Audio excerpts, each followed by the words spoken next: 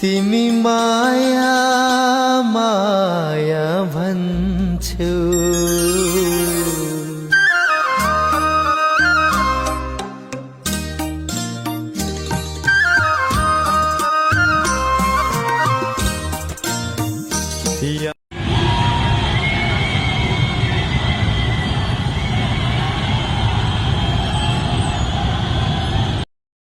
राजावादी र गणतन्त्रवादीको आन्दोलनमा उनीहरूको विचारसँगै आन्दोलनमा पनि फरकपन देखिएको छ। जहाँ वारपारको लडाईँमा रहेको बताउने राजावादी समूह उशृङ्खल र अराजक बन्दा समाजवादी मोर्चाको कार्यक्रम भने शान्त बन्यो। विभिन्न तथ्याङ्क र उपलब्ध फुटेजहरू हेर्दा उपस्थितिका हिसाबले गणतन्त्रवादी र माहौलका हिसाबले राजावादीको शक्ति बलियो देखियो, अर्थात् सङ्ख्याको हिसाबले राजावादीको आन्दोलन कमजोर देखियो।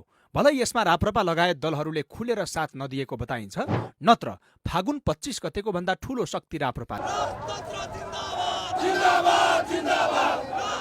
प्रहरीले अश्रु ग्यास हानेका भवनमा तोडफोड र आगजनी गरे। पछि यो भिड अराजक बन्दै जाँदा व्यावसायिक ठूला भवन, मिडिया र व्यवसायको शैली र योजना हेर्दा उनीहरू निषेधित क्षेत्र तोडेर संसद भवन कब्जा गर्ने गरी श्रीलङ्काको बाटोमा जान चाहन्थे। जहाँ भाटभटिनी सुपरमार्केटमा पुगेर त उनीहरूले अराजकताको हद पार गरेका थिए। तर प्रहरीले त्यो भिडलाई नियन्त्रणमा लिन नसकेपछि सेना परिचालन गर्नु परेको छ, जसलाई गणतन्त्रवादीले राजावादी अराजक बनेको र गणतन्त्रवादी समर्थकले समेत ठूला र सिसा लगाएका भवन देख्दैमा ढुङ्गा हान्ने दुवै प्रवृत्ति यो अवस्था आउनुमा जिम्मेवार देखिन्छन्।